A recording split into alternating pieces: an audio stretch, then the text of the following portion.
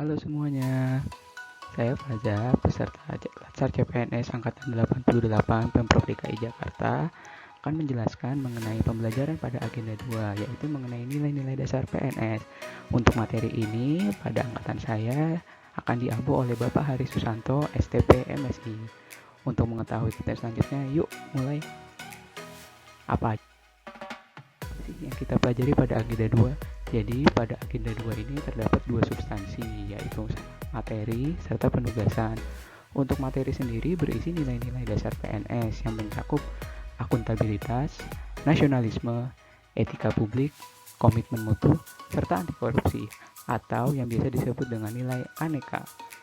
Serta setelah itu, kami juga diberi penugasan berupa tugas individu dan tugas kelompok. Untuk tugas individu berupa analisis video dan perancangan penerapan nilai dasar di instansi bertempat bertugas.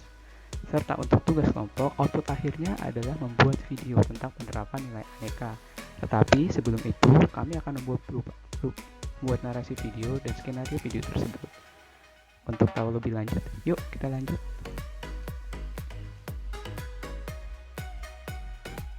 Nilai yang pertama adalah akuntabilitas. Apa sih akuntabilitas? Akuntabilitas itu merupakan sikap tanggung jawab sebuah entitas oleh pemberi amanat. Entitas di sini dapat berupa individu, kelompok, maupun organisasi. Serta pemberi amanat merupakan orang yang memberikan tugas kepada kita.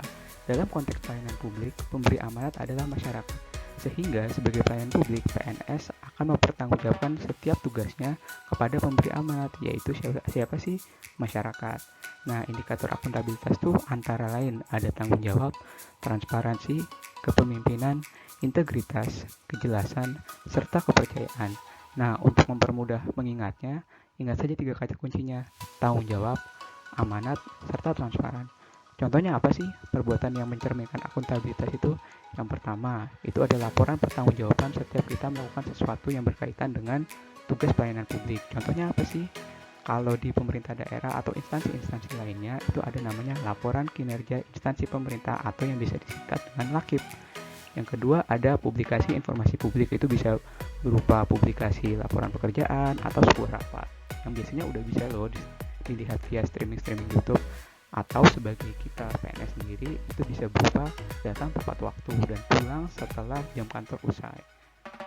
Nilai yang kedua ada nasionalisme.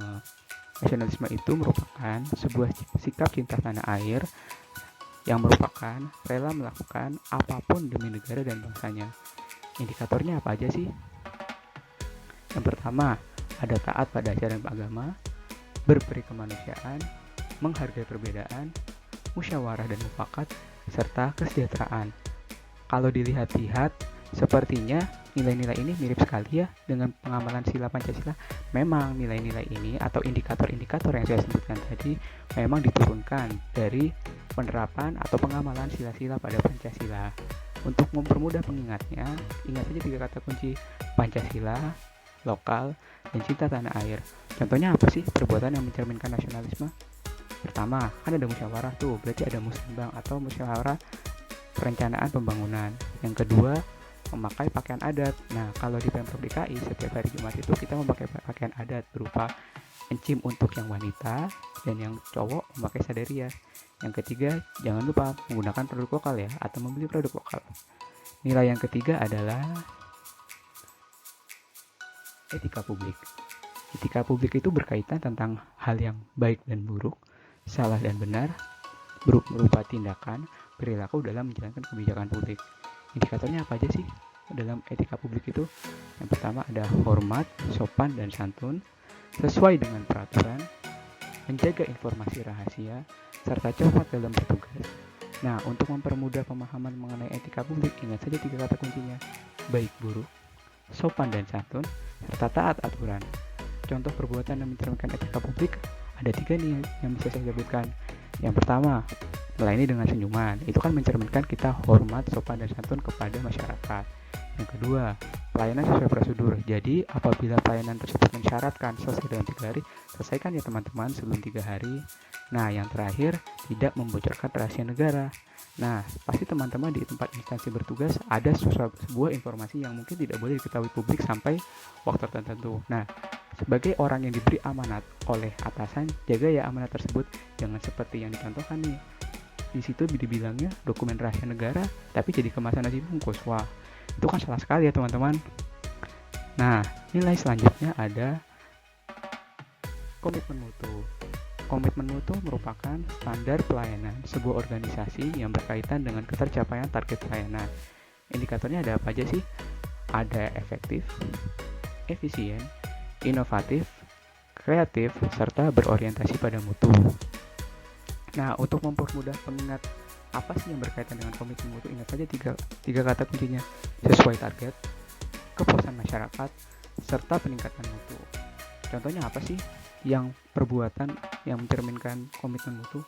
Pertama, di pemerintah ini banyak nih, di pemerintah daerah terutama ada namanya pelayanan terpadu satu pintu. Jadi masyarakat ketika ingin mengurus suatu dokumen atau perizinan bisa datang ke situ saja. Nanti petugas-petugas yang bertugas akan mengarahkan sesuai dengan perizinannya masing-masing. Yang kedua ada perizinan daring. Perizinan daring di sini adalah sekarang nih masyarakat kalau mengurus-ngurus sesuatu nggak harus juga datang ke tempat dinas-dinas yang mengurus perizinan tersebut, bisa aja lewat HP atau komputer. Yang penting ada jaringan internet. Nah, contohnya di Dinas Cipta Karya Tata Ruang dan Pertanahan DKI Jakarta ada nih namanya cetak informasi rencana kota secara online. Itu bisa dilakukan oleh sendiri. Yang ketiga, untuk meningkatkan pelayanan, pemerintah juga biasanya melaksanakan survei kepuasan masyarakat atas pelayanan publik yang diberikan. Selanjutnya ada anti korupsi, yaitu nilai terakhir dari nilai aneka. Apa sih anti korupsi itu?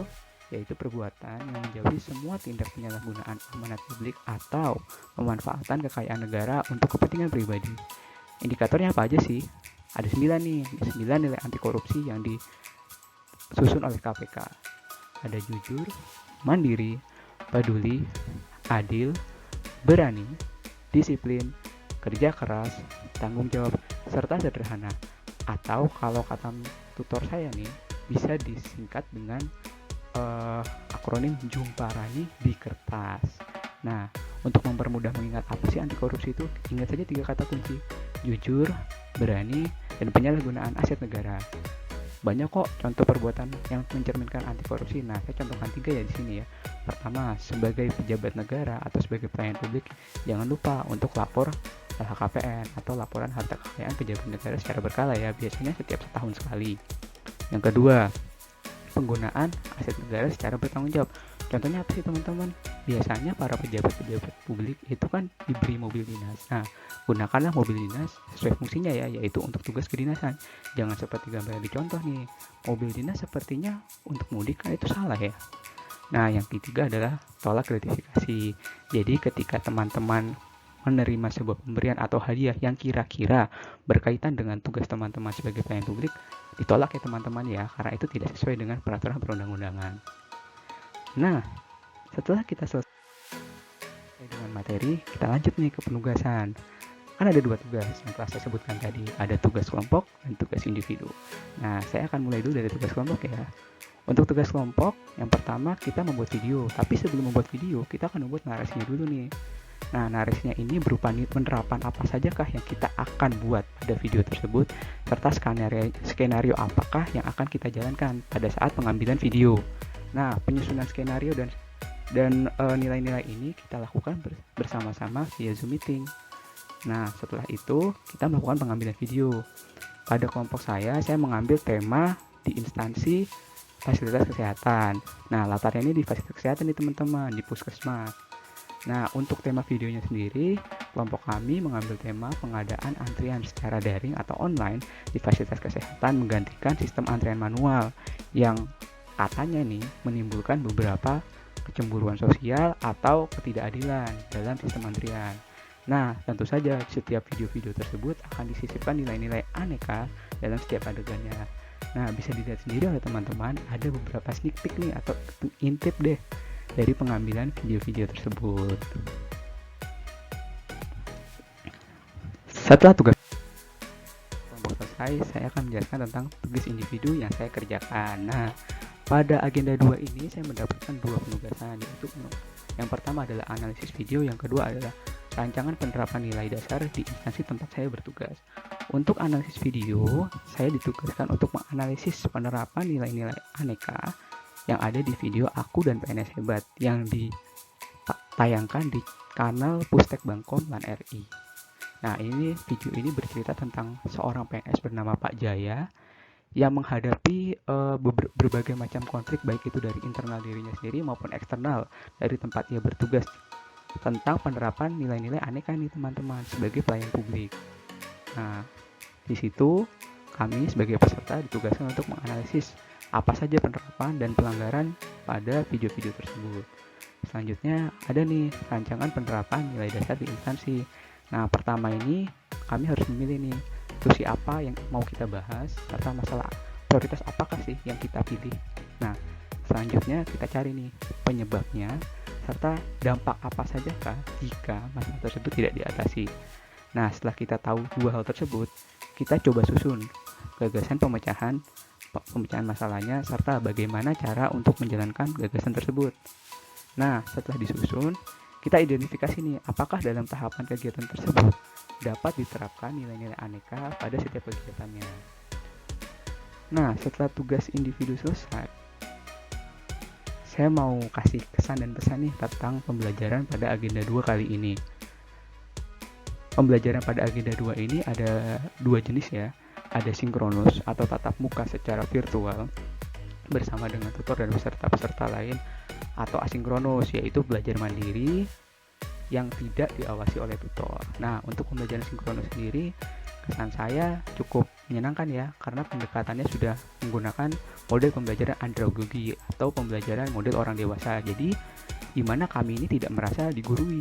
Kami dianggap sebagai partner kerja atau rekan kerja yang ingin menambah wawasan berdasarkan kejadian-kejadian atau pengalaman-pengalaman yang sudah kami temui.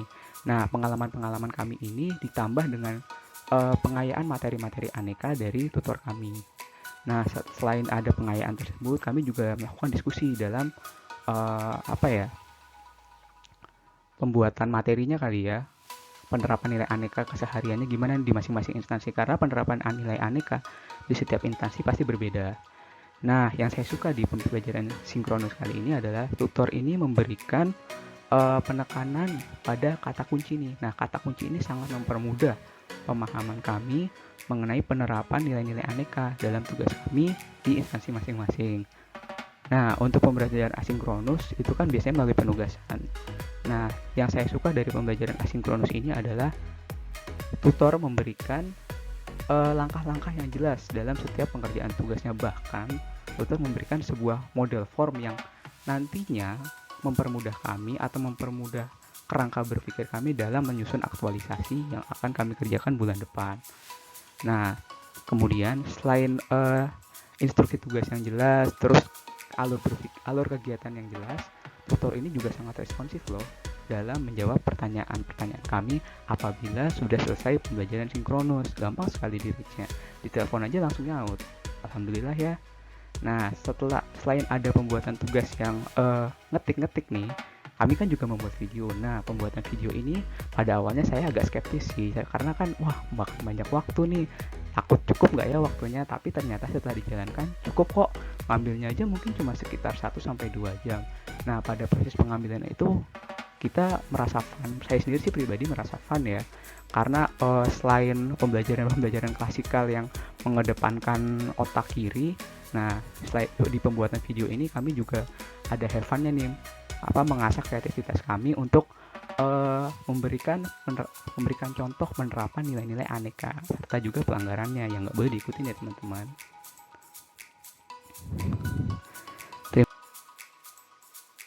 Terima kasih sudah menonton video saya pada review agenda 2 nilai-nilai dasar PNS. Semoga membantu ya teman-teman.